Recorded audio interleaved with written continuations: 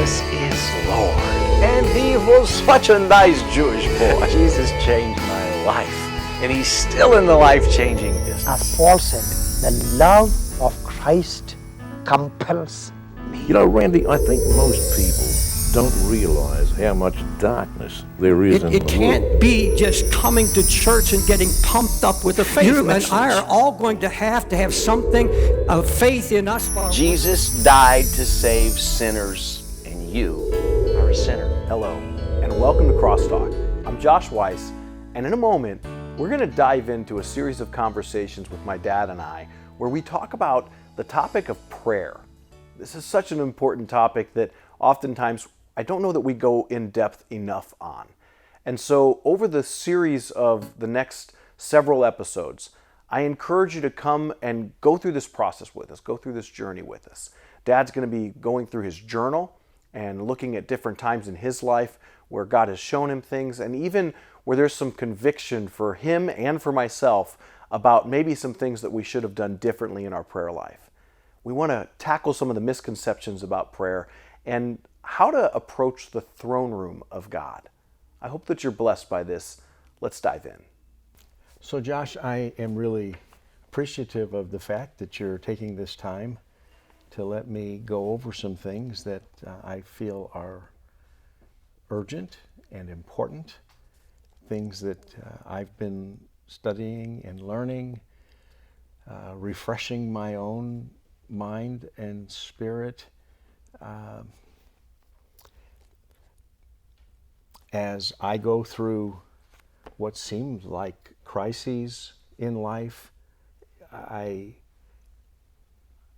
try to remember some basic fundamentals about who's in charge, who's not in charge, but what kind of circumstances exist and what feeds into those circumstances. So I've written quite a bit that I want to share with my family primarily, and anybody else that might find it to be helpful. I'm most concerned that my family understands these matters because we all go through challenging circumstances. And this is call it a teaching or whatever you want, and it's really about Jesus, the devil, and prayer. Not terribly complicated things, but things that if we don't sort through can lead to other complications. So I'm going to be referring primarily to a very few sources, the words of Jesus, a few other scriptures, and some insights from a martyred Christian Chinese preacher, and some personal lessons that I've learned in the refining fires of God's love. So, as you know, our family knows, but a lot of other people probably are unaware, I make my living as a tent maker. And I'm also an evangelist. People readily know that. But as a businessman, things are often challenging. There's often tests and setbacks and opportunities and things to sort through. And I've tried to live my life as a prayerful man. I'm personally not satisfied with my own prayer life, and I feel that sometimes some of my challenges are a result of not being as sensitive to things the Lord wants me to see and understand, and not being as prayerful as I should be. But God has brought me back to Luke chapter 18, verses 1 through 8, which is the story of the persistent widow. It's a parable of Jesus, and Luke chapter what? Luke chapter 18, okay. Verses 1 through 8, and I consider it to be the parable of the unjust judge. Most of the scriptures that I use, most of the Bibles that I have, would rather call it the parable of the persistent widow. But in her case, I believe her case had legitimate merit, and a just judge would have acted on the merits. But in the case of this injustice, whether there's guilt or innocence, it kind of seems to be irrelevant. We really don't know the story. But the deciding factor of this case appears to revolve around the inconvenience that's being caused to the judge, not the determinant facts of the matter. Now, was this guy's golf tee time being interrupted, or did he have a weekly poker game and was at risk of having some pesky widow knock on the door? Actually, we have no background on the actual grievance or the recompense that she requested of this judge. And it seems as if the rights and wrongs of the case are kind of irrelevant. Jesus doesn't elaborate and really give us any detail. Do you mind if we read it real quick? Well, okay, I will actually be planning to do that. Believe it or not, I had considered somebody might want to know. For my benefit, I'd like to read it so I've got some context Go right while ahead. you go into this, because it Go would right. be helpful. As astute as I am on the Word of God, I don't have the entirety of it memorized. Okay, well, you have time. So, yeah. Lord willing, I have time. Yeah. No one knows the day or the hour. So I'd like to read it though. So Luke chapter 18, and I'm assuming we're going to go 1 to verse 8 for now, or through verse 8 for now. Is that okay? Yeah. So it says, "Then Jesus told his disciples a parable to show them that they should always pray and not give up. He said, 'In a certain town there was a judge who neither feared God nor cared what people thought.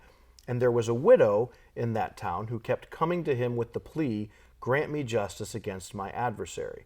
For some time he refused, but finally he said to himself, "Even though I don't fear God or care what people think, yet because this widow keeps bothering me, I will see that she gets justice, so that she won't eventually come and attack me." And the Lord said, "Listen to what the unjust judge says. And will not God bring about justice for his chosen ones, who cry out to him day and night?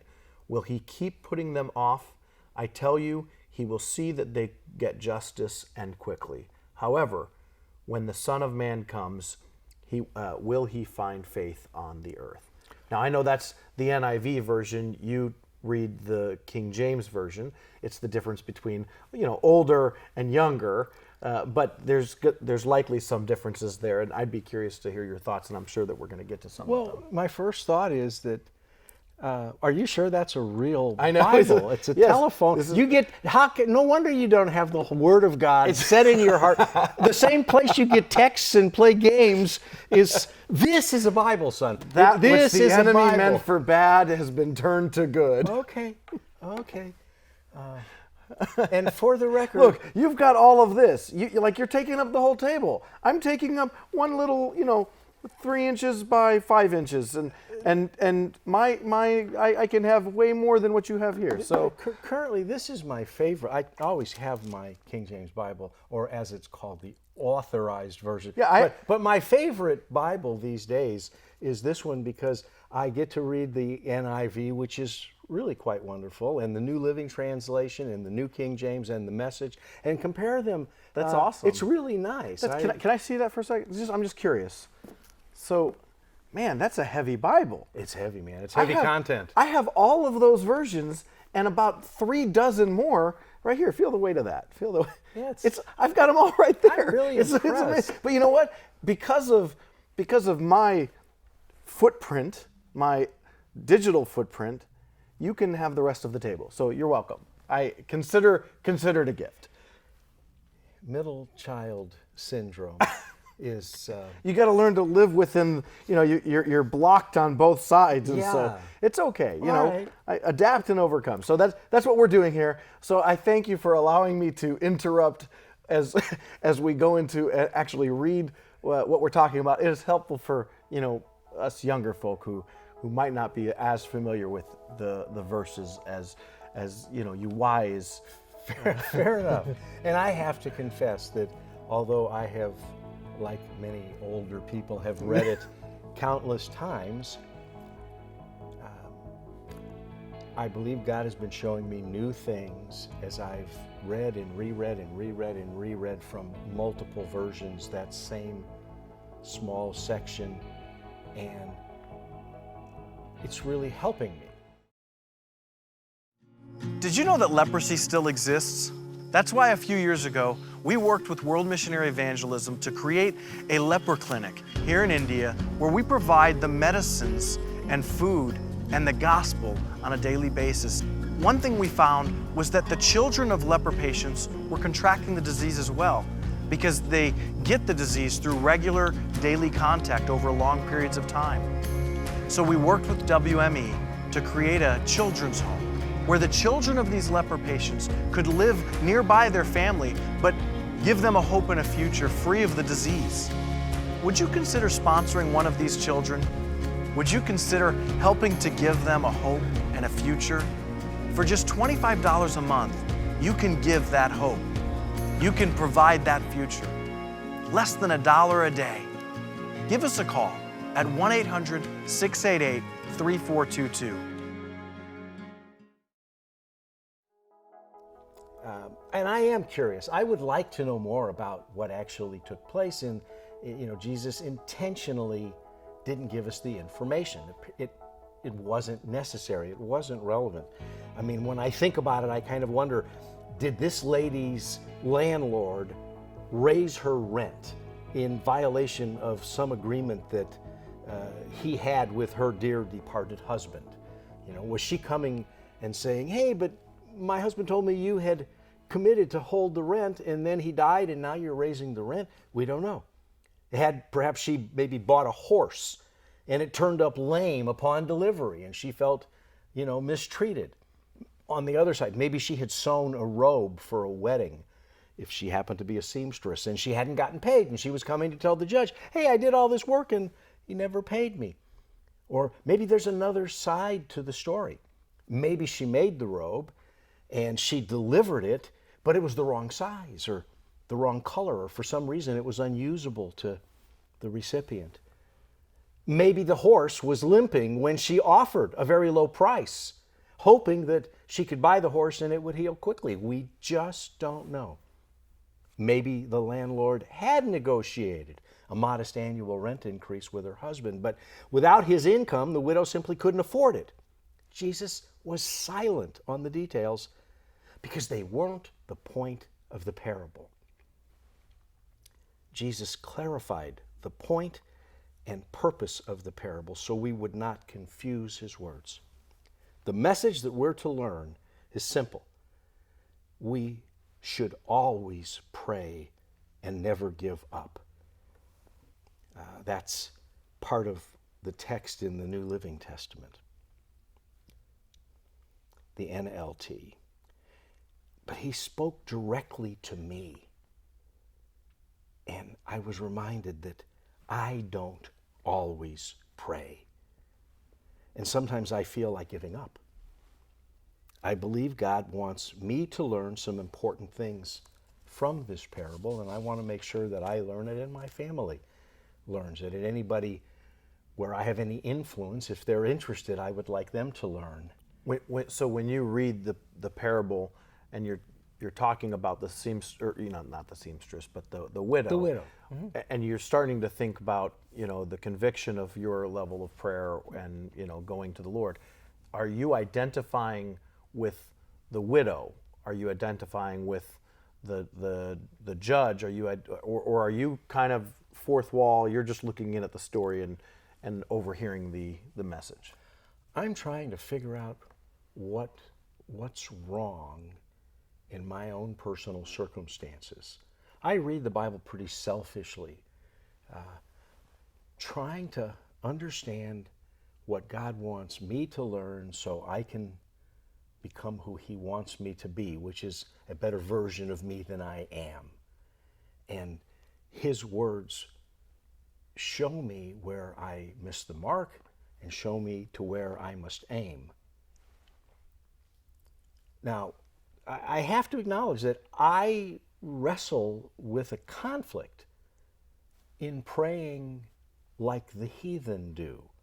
In Matthew chapter 6, verse 7, there's this reference to using vain repetition.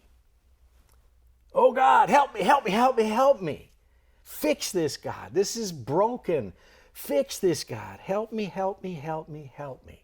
So often those are my prayers, and I don't like to pray that way, but I find myself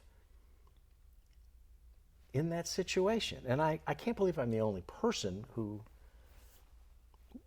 maybe it's not help me, help me, help me, fix this, it's broken, but we are focused on the things that are our concerns. We can't help ourselves because we're selfish and we're self-centered, and when it hurts, and we don't want the hurt to be there. The conflict I have is somewhat of it's almost the opposite. I believe that God already knows my problem, He knows my need, He knows my want, and so I almost don't go to Him enough, because the assumption is, well, He already knows what I need, why do I got to ask Him? And that's the other side of this reality.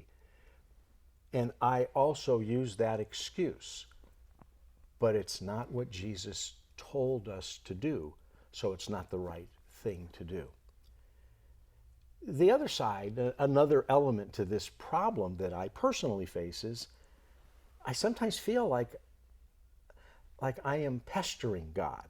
If I, like a heathen, have vain repetitions, and I know He already understands, He's orchestrated so many of the circumstances in my life, He has a plan, I believe His plan is good, He loves me, He's not trying to crush me, He's trying to build me. I sometimes feel like, well, maybe God doesn't want to hear this, but I want to remind myself and you that God never says when we come to Him, oh, you again? He doesn't do that. Yet when I keep coming back to Him with the same thing, it feels like that heathen's vain repetition. Oh, God, help me. I have circumstances with a technology company with which I'm involved that you're well aware of, and a retail operation that I'm responsible for in another state where I make a living, and circumstances with commercial real estate that I do to try and fund the work of the ministry. As I look at my notes here, month after month, in some cases year after year, it's essentially the same thing. Oh, God, help me. And I ask myself, is that sort of prayer even right? I know that in retrospect, my details have changed. The repetition has changed a little. I was previously on the list of things, Lord, there's this building that is just a mess. I don't know what to do. And I would pray about that. And then now I don't pray about that because I don't have to pray about that one anymore. It's like off the list. There's just this ongoing list of help me, help me, help me, help me. And I'm looking at some of these things. It seemed to be a crisis. Unworkable. How do you ever get through it? And it's like I forgot about it because it's been off the list long enough. It's not even an issue. It was checked off. Yeah. And so when I look at my life in the rearview mirror and see what God has done, I know it's not really vain repetitions. It's new repetition. The cycle continues. The cycle but the continues. content changes. Yeah. Right.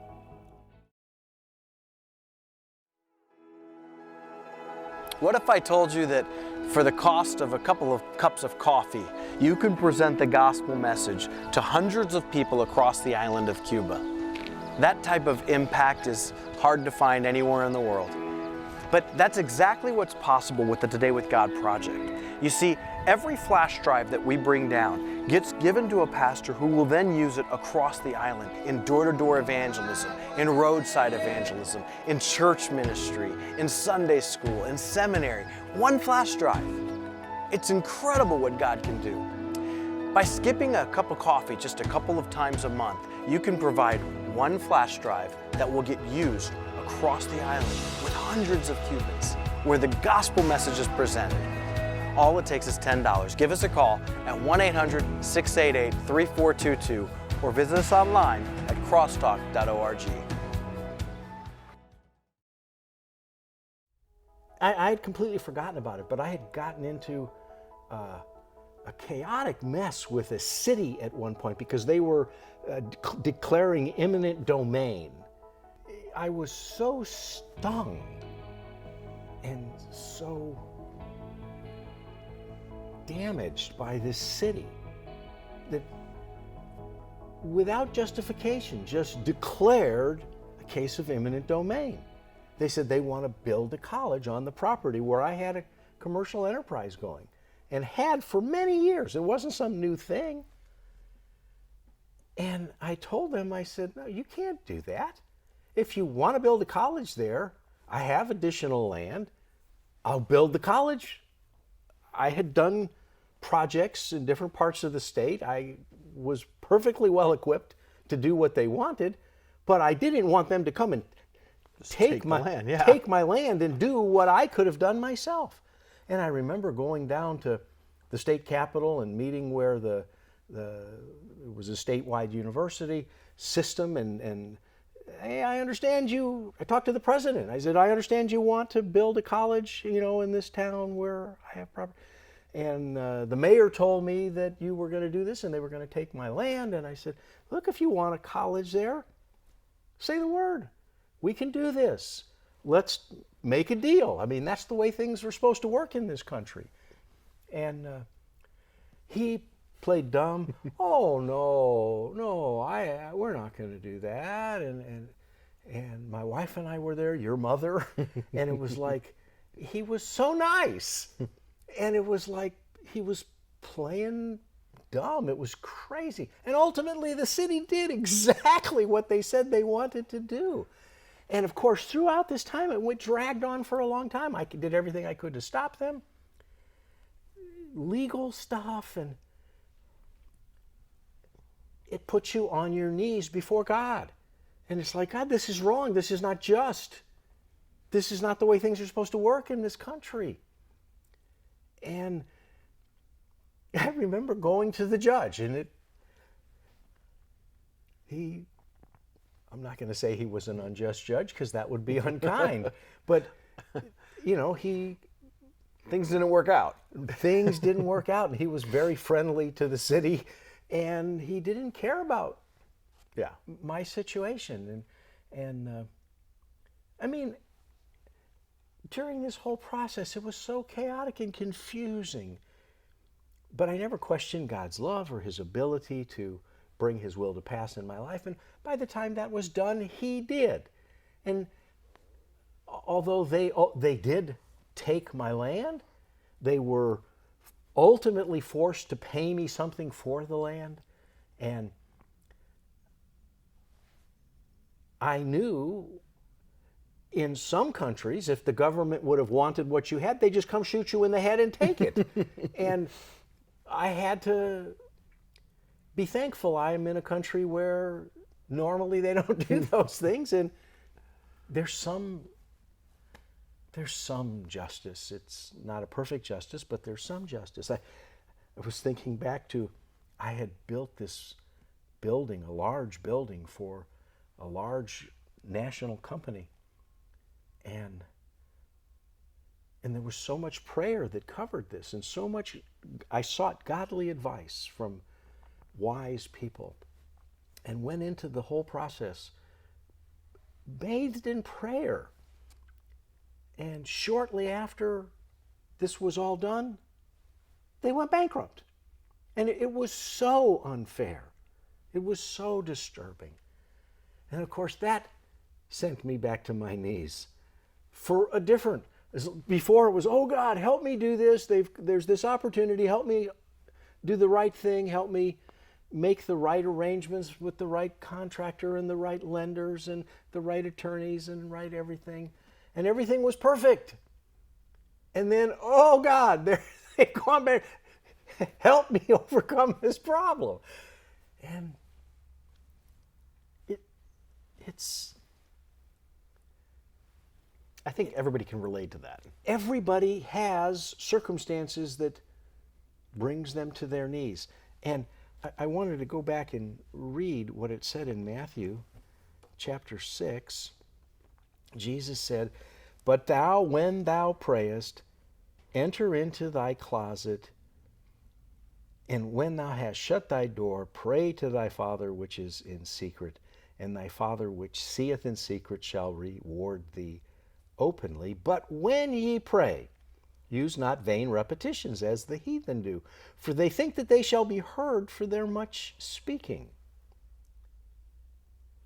Be not ye therefore like unto them, for your Father knoweth what things ye have need of before ye ask him, which is what we had previously talked about. There's some balance to all this, but I don't know what it looks like. I just know life brings me to my knees, and I go to God, and I tell him my problems. And I look for direction to fix the problems myself with his help, or for him to fix the problems that I can't fix. And throughout my life as a believer, I have pestered God regularly. And I know he never says, "Oh, you again."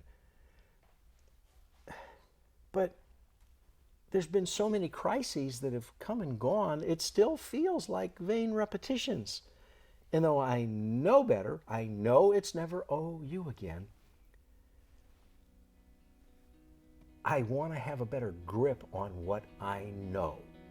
Because if I can't formulate that for myself, I can't help my family formulate it for themselves. Rephrase that. So I can't get a better grip on what I know. Yeah, I know stuff, but it doesn't mean I live it. Okay. I want to live what I know. Your faith and practice. Yes, yes. I hope you're enjoying this. We're really just getting started, and so I encourage you, come back next time, because there's a whole lot more that we want to talk about. It's a very deep topic, and we can't cover it in just one episode, so please, please, please come back next time. The reality is, we all want to accomplish what God has called us to do. We all want to live out our faith in our life. But the only way for that to happen, the best way for that to happen, is for us to make sure that we're committed to prayer. Prayer has to be an important part of our daily routine, of our life, and that's what this series is all about. So I encourage you, come back next time. You can always connect with us online. Social media is a great way to do it. You can, of course, go to our website, crosstalk.org. You can visit me online, Joshua D. Weiss, my dad online, Randy Weiss, the number 1, or of course, CrossTalk TV. We look forward to seeing you next time. God bless.